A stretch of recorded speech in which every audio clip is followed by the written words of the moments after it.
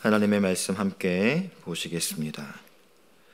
요한계시록 20장 7절에서 15절 말씀입니다. 요한계시록 20장 7절에서 15절까지의 말씀 한 절씩 교독하고 우리 마지막 15절 함께 읽겠습니다. 천년이 참에 사탄이 그 옥에서 놓여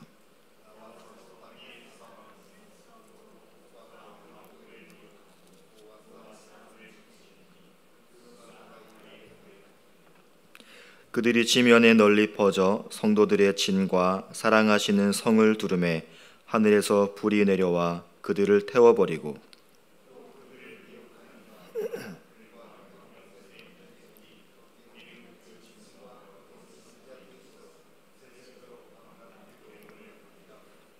또 내가 크고 흰 보좌와 그 위에 앉으신 이를 보니 땅과 하늘이 그 앞에서 피하여 간 데 없더라.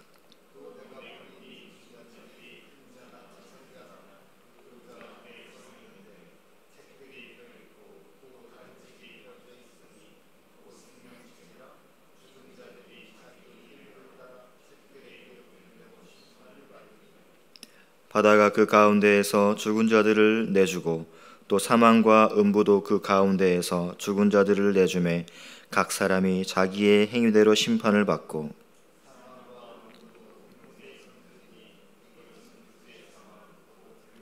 함께 읽겠습니다. 누구든지 생명책에 기록되지 못한 자는 불못에 던져지더라. 아멘. 1세기 말에 살았던 박해받는 그리스도인들 사이에서 두 가지 질문이 이제 크게 부각되었습니다. 첫째는 악한 자들에게 순교당한 하나님의 백성들은 어떻게 될 것인가? 어떻게 보상을 받고 어떻게 위로를 받나였고요. 또 그들을 핍박하고 또 그들을 괴롭혔던 악한 자들, 그리고 그 악한 자들의 배후에 있는 마귀는 어떻게 될 것인가? 이 두 가지가 1세기를 살아가는 그리스도인들에게 정말로 큰 질문이었습니다. 어제 새벽에 살펴본 20장 1절로 6절까지는 첫 번째 질문, 악한 세상에 의해서 죽임을 당한 자들의 결국에 대한 해답이 될 것이고요. 오늘 본문은 두 번째 질문, 마귀와 마귀의 하수인들은 어떻게 될 것인가에 대한 해답이 될 것입니다. 오늘 7절에 보시면요, 천년이 참에 사탄이 그 옥에서 놓여 라고 기록을 합니다. 사탄이 최후의 발악을 하게 됩니다. 7절부터는 사탄이 옥에서 풀려난 후 일정 기간 동안 벌어질 일에 대해서 기록을 하고 있습니다. 7절에 보시면 놓여라고 기록을 합니다. 수동태로 기록이 되어 있습니다. 사탄이 그 옥에서 풀려나도록 허용될 것이다 라는 의미입니다. 그러니까 천년 동안 무적행에 감금되었던 사탄이 풀려나게 된 사건이 우연히 발생하는 것이 아니라 하나님의 주권 하에서 이루어질 사건이라는 것입니다. 그러니까 하나님이 사탄을 옥에 가두었는데 사탄이 교묘하게 탈출한 것이 아니고 하나님의 은밀한 목적 하에, 하나님의 주권 하에 잠시 풀려나는 것이 허용될 것이다 라는 의미인 것이죠. 또 8절에 보시면 그렇게 풀려난 사탄이 나와서 땅의 사방 백성 곧 곡과 마곡을 미혹하고 모아 싸움을 붙이리니 그 수가 바다의 모래 같으리라 라고 기록을 합니다.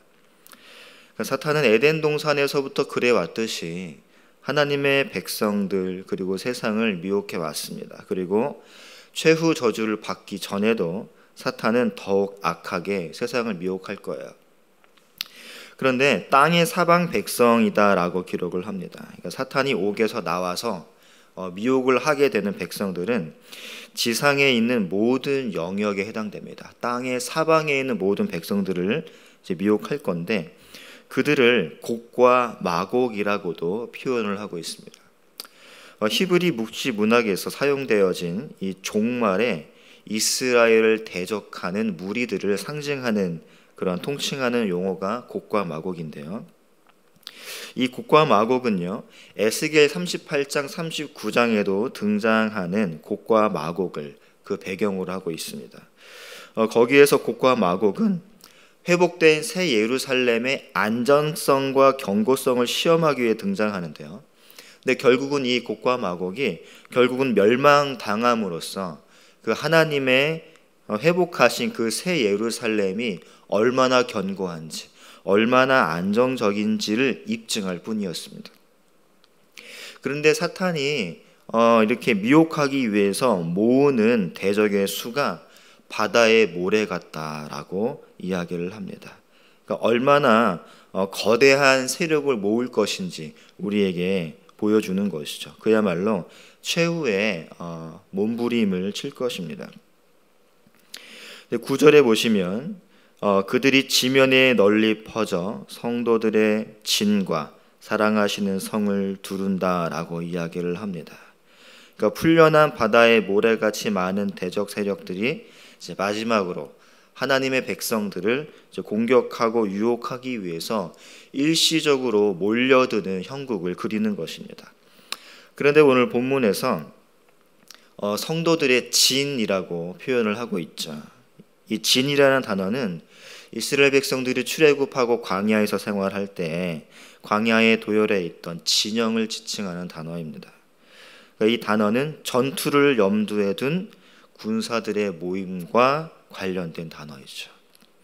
그러니까 진에 거한다라는 것은 영원히 머물 것으로 생각하지 않는다라는 거예요. 언젠가 떠날 준비가 되어 있다라는 것입니다. 하나님의 백성들은 자신을 이 세상에서 일시적으로 장막에 거주하는 자들로 생각했습니다. 왜냐하면 그들은 하나님의 경영하시고 지으실 터가 있는 그 하늘의 성을 바라보고 있는 자들이기 때문에 그래요. 이 하나님의 백성들을 또 다르게는 사랑하시는 성이라고도 표현을 합니다. 하나님께서 친히 보호하시고 사랑하시는 성이라는 거예요. 그러니까 하나님의 사랑을 받는 그 하나님의 백성들이 모여있는 그 진을 원수 마귀가 그 하수인과 함께 공격하려고 할 때 하나님은 가만두시겠습니까? 하늘에서 불이 내려와서 그들을 다 태워버립니다. 곡과 마곡이 하나님의 사랑하시는 백성들을 둘러싸자 하늘로부터 불이 내려와서 그들을 소멸해 버린 것입니다. 요한은요, 에스겔에 나타난 이 곡과 마곡 사건을 그대로 차용함으로써 예수님께서 피로 값주고 사신 교회가 얼마나 소중하고 또 얼마나 안전하고 얼마나 견고한 공동체인지를 보여줍니다. 악한 자들이 바다의 모래와 같이 그들을 둘러쌌을 때 하나님의 백성들은 두려움에 빠질 수도 있습니다. 하나님의 백성들을 쓰러뜨리기 위해서 맹렬히 공격할 때 무서움을 느낄 수도 있죠. 그러나 이 하나님의 백성들은 언제나 하나님의 보호하심 아래에 있습니다. 그들은 하나님이 사랑하시는 백성이에요. 하나님께서는 그들이 성도들을 해하지 못하도록 하늘에서 불을 내려 소멸해 버리시는 것이죠. 그러니까 눈에 보이는 형국은 교회가 위협을 받는 모습입니다. 눈에 보이는 형국은 하나님의 자녀들이 당하는 모습처럼 보여요. 하지만 하나님은 그들이 상치 않도록 보호하신다는 것이죠. 10절 말씀해 보시면 또 그들을 미혹하는 마귀가 불과 유황못에 던져지니 거기는 그 짐승과 거짓 선지자도 있어 세세토록 밤낮 괴로움을 받으리라 라고 기록을 합니다. 곡과 마곡과 함께 저희를 미혹했던 마귀가 불과 유황못에 던져집니다. 그러나 하나님의 백성들은 21장 이후에 보시면요, 하나님 나라에서 해같이 빛나게 됩니다. 성도들을 미혹하는 자들은 밤낮 괴로움을 당한다라고 이야기를 하는데, 밤낮은 문자 그대로 밤과 낮을 의미하는 것이라기보다는 쉬지 않고 계속해서 괴로움을 받는다라는 말이 됩니다. 그리스도의 왕국이 세세토록 존재하는 것처럼 그들의 괴로움도 세세토록 지속되는 거예요. 그러니까 그들이 지옥불에 그냥 사라져 버리는 게 아니고 그 안에서 세세토록 쉬지 않고 고통을 당한다라는 것입니다. 그렇게 원수 마귀의 고통을 언급한 다음에 11절에 보시면 찬란한 보좌를 요한이 보게 됩니다. 또 내가 크고 흰 보좌를 보았다라고 이야기를 합니다. 크고 흰 보좌를 원어로 보면요, 접속사 없이 그냥 두 개의 형용사를 연달아서 기록을 하고 있습니다.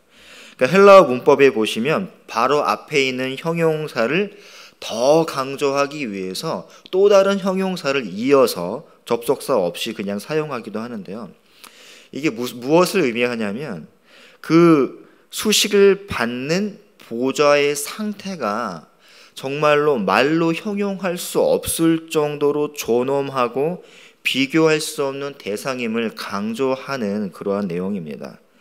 아주 그 수식받는 명사가 정말로 강조받는 그러한 내용을 형용사의 두 개의 나열로 나타내는데, 요한이 당시 목격했던 그 하늘 보좌의 모습이 너무나도 장엄하기 때문에 거기에 압도되어서 서술한 그러한 내용인 것이죠. 그리고 그 보좌를 요한은 희다라고 기록을 합니다. 그 하늘 보좌의 엄청난 장대함을 나타내는 것이죠. 그 모습이 너무나 찬란하게 빛나기 때문에 희게 보이는 것입니다. 근데 그 위에 누가 앉아 계십니까? 예수 그리스도가 앉아 계신 거예요. 그 예수 그리스도 보좌 앞에서 땅과 하늘이 피해 가서 간데 없더라 라고 기록을 하고 있습니다. 이것은 새하늘과 새 땅에게 자리를 내주기 위해서 이제 과거에 우주가 사라지는 모습을 그리는 것이죠. 21장 1절에 보시면요, 또 내가 새하늘과 새 땅을 보니 처음 하늘과 처음 땅이 없어졌고 바다도 다시 있지 않더라 라고 기록을 합니다. 베드로도 이 모습을 예언한 적이 있죠. 베드로후서 3장 10절에 그러나 주의 날에 도적같이 오리니 그날에는 하늘이 큰 소리로 떠나가고 체질이 뜨거운 불에 풀어지고 땅과 그 중에 있는 모든 일이 드러나리로다 라고 예언을 했습니다. 우주의 주권자이시고 우주의 통치자이신 하나님 앞에서 옥에서 풀려 나와서 하나님의 사람들을 미혹하기 시작한 이 사탄의 세력들이 이제 그들의 배경이 되는, 그들의 활동 영역이 되는 이 우주 만물이 더 이상 힘을 발휘할 수 없음을 우리에게 보여주는 것입니다. 마귀는 공중 권세를 잡은 자이죠. 그러나 그들이 권세를 부리던 세상이 이제 사라지고 하나님의 나라만 오롯이 드러나게 될 것입니다. 12절에 보시면 이제 또 내가 보니 죽은 자들이 큰 자나 작은 자나 그 보좌 앞에 서 있는데 책들이 펴 있고 또 다른 책이 펴졌으니 곧 생명책이라. 죽은 자들이 자기 행위를 따라 책들에 기록된 대로 심판을 받는다라고 기록을 합니다. 여기서 죽은 자가 짐승을 따르다가 죽은 자들인지, 다시 말해 불신자인지, 아니면 예수 그리스도를 믿던 신자도 포함되는지는 논란의 여지가 좀 있습니다. 어쨌든 죽은 자나 산 자나 신자나 불신자나 결국에는 다 부활을 하게 됩니다. 근데 책들이 놓여 있어요. 그 책들에는 개개인의 행위를 낱낱이 기록해 놓은 내용이 있습니다. 죽은 자들은 이 책에 기록된 대로 심판을 받습니다. 그리고 또 다른 책이 있는데 그 책은 생명책이다라고 오늘 본문은 이야기를 합니다. 성경은 여러 곳곳에서 각 사람이 행한 대로 심판을 받을 것이다라고 가르치고 있습니다. 로마서 2장에서는요, 바울이 하나님께서 각 사람에게 그 행한 대로 보응하신다라고 이야기를 했고요. 고린도후서 5장에서는 이는 우리가 다 반드시 그리스도의 심판대 앞에 드러나 각각 선악간에 그 몸으로 행한 것을 따라 받는다라고 이야기를 합니다.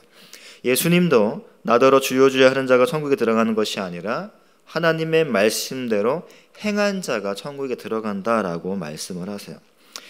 이러한 구절들을 근거로 생각해 보자면 마치 우리가 선한 행실을 해야 하나님 나라에 들어갈 수 있을 것처럼 보입니다.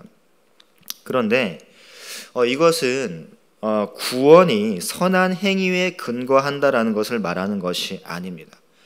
선한 행위가 구원의 증거라는 것을 말하는 것입니다.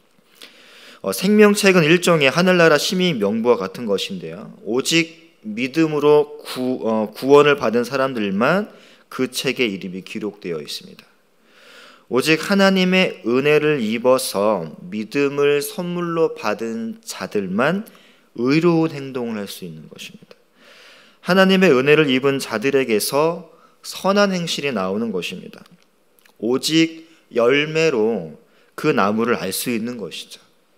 좋은 나무가 나쁜 열매를 맺을 수 없고 나쁜 나무가 좋은 열매를 맺을 수 없는 것입니다. 13절에 보시면 바다가 그 가운데서 죽은 자들을 내주고 또 사망과 음부도 그 가운데에서 죽은 자들을 내주매 각 사람이 자기의 행위대로 심판을 받는다라고 기록을 하죠. 사망과 음부와 바다는 이제 다른 장소가 아니라 이제 동일한 장소를 다르게 표현을 했을 뿐입니다. 그러니까 요한계시록에서 사망과 음부는 항상 모든 인류, 심지어 구속함을 받은 사람들까지도 삼키려고 하는 악을 존재하는 그러한 악을 의인화하는 존재인 것입니다.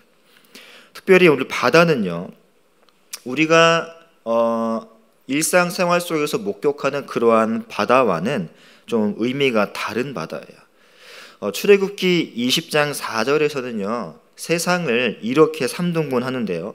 위로는 하늘, 그리고 아래로 땅 아래 물속, 즉 바다로 3등분을 합니다. 이것이 성경이 세계를 바라보는 방식이에요. 먼저 위로 하늘은 하나님께서 계신 곳을 보여주는 곳입니다. 하나님의 보좌가 있는 셋째 하늘을 포함하는 영역입니다.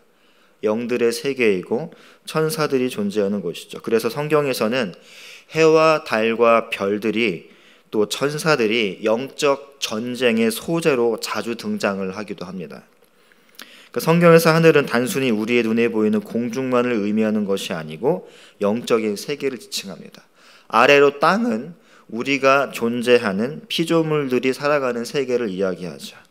그리고 그 땅 아래의 물은 악한 자들의 처소, 귀신의 처소인 음부입니다.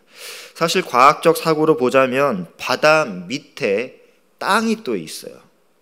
대륙이 있죠. 그래서 땅 아래 물이 아니라 오히려 물 밑에 대륙이 될 것이겠지만 성경적 세계관에서 땅은 바다 아래에 있습니다.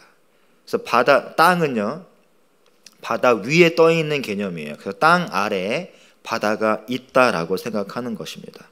그래서 성경에서 땅 아래의 물은 혼돈과 공허의 장소이고 끝없는 나락의 처소가 바다인 것입니다. 그래서 요나가 물고기 뱃속에 이제 삼키움을 당했을 때 이렇게 기도했죠. 자기가 이제 물고기 뱃속에 삼켜져서 바다에 있잖아요. 그때 수올의 뱃속이라고 표현을 했고, 주께서는 나를 깊음 속 바다 가운데 던지셨다라고 기록을 합니다. 그래서 바다는 음부를 지칭하는 곳이기도 해요. 그래서 바다는 용, 라합, 리오아단과 같은 괴물들이 살고 있는 곳이기도 합니다. 이 괴물들은 그저 그냥 피조물들로서의 그런 괴물이 아니고 신자를 삼키는 악을 상징하는 괴물인 것입니다. 또 시편 74편 13절에 보시면 주께서 주의 능력으로 바다를 나누시고 물 가운데 용들의 머리를 깨뜨리셨으며 라고 기록을 합니다. 여기에서 바다는 용들이 살고 있는 처소로 기록이 되어 있습니다. 다니엘서 7장에서는 4마리의 짐승이 올라오는 곳이 바다다라고 기록을 합니다. 요한계시록 13장에서도 하나님의 아들 예수 그리스도를 삼키려 하는 짐승도 바다에서 올라와요. 예수님께서 바다 위를 걸으시고 흉용하는 바다를 잔잔하게 하시는 이 사건도 단순히 그냥 기적의 의미가 있다라기보다는 우리 주님이 이러한 악한 바다의 세력을 밟고 이기시는 분으로 묘사되는 것입니다. 그래서 성경은 하나님께서 이 바다의 힘을 무찌르시고 자기 백성을 구원하시는 분으로 묘사하는 것이죠. 14절에 보시면 그 악의 세력의 처소로 이제 상징되는 것들이 14절에서 불못에 던져집니다. 그리고 이것이 둘째 사망이다라고 기록을 해요. 그러니까 첫째 사망은 육신의 죽음을 의미합니다. 누구나 다 죽습니다. 한 번 죽는 것은 모든 사람에게 다 정해진 거예요. 그런데 의인이나 악인이나 다 부활해서 심판을 받는데, 악인들은 이 두 번째 죽음, 곧 영원한 불못에 떨어지지만 의인들은 이 둘째 사망에 참여하지 않습니다. 그리고 15절에 보시면 누구든지 생명책에 기록되지 못한 자는 불못에 던져지리라 라고 이야기를 합니다. 둘째 사망에 처하게 되는 자들은 생명책에 농명되지 못한 자들 뿐이에요. 하나님의 은혜를 입어서 믿음을 선물로 받아 하늘을 소망하며 살던 하나님의 구원받은 참된 백성들은 영생을 누리게 되는 것입니다. 당시 그리스도인들은 이 로마의 무지막지한 핍박을 받았습니다. 세상의 중심이 로마였고요. 세상의 중심 로마의 그 중심에는 황제의 보좌가 있습니다. 바로 그 보좌에서 권력이 나오고, 바로 그 보좌에서 힘이 나오고, 바로 그 보좌에서 사람이 죽고 살고가 결정되었습니다. 그러니까 세상 사람들에게 로마 황제의 보좌는 최고의 자리였습니다. 그런데 요한은 하늘 보좌를 오늘 보았습니다.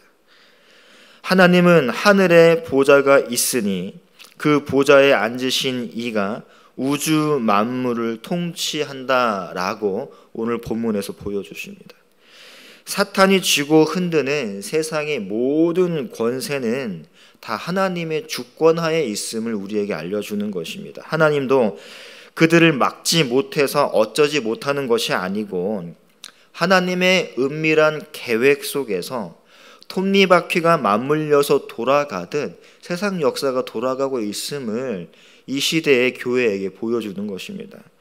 당시 그리스도인들은 세상이 돌아가는 것을 볼 때에는 과연 하나님이 계신지, 과연 하나님이 자신들을 돌아보고 계신지 의구심이 들었을 수도 있지만, 그런 교회에게 하나님은 요한을 통해서 보여주십니다. 그 교회의 확실한 미래를 보여주십니다. 그래서 힘을 얻으라고 위로를 하시는 거예요. 오늘 본문은 이미 이긴 싸움을 우리에게 보여줍니다. 우리는 승리라는 결과를 이미 알고 있어요. 우리는 바로 그 우리의 신분과 미래를 보장받은 자들입니다. 우리가 바라보아야 할 그림이 바로 이거예요. 오늘날 우리도 시간 속에서 우리가 겪는 이런 저런 사건에 일희일비할 것이 아니라 우리의 확실한 미래가 어떤 상태인지 날마다 확인하고 또 확인하며 그 날을 소망하기를 축복합니다. 이 땅에서 우리가 겪는 일들을 볼 때는 소망이 없어요. 좌절만 할 뿐입니다. 우리가 바라봐야 할 땅은 여기가 아니라 바로 하늘입니다. 이미 약속된 그 승리를 바라보며 그 날을 소망하며 오늘을 이겨내는 자가 신자인 것이죠. 오늘 하루도 하늘 소망을 가지고 새 힘을 얻고 승리하는 복된 하루가 되기를 축복합니다. 세상 권력이, 세상의 흐름이 우리의 삶을 힘들게 하고 낙심시킬지라도 최종적인 그 우리의 신분과 상태를 날마다 확인하면서 위로를 얻으시는 복된 성도들 되기를 말씀으로 축복합니다. 우리 시간 말씀을 기억하면서 함께 기도하겠습니다. 기도하실 때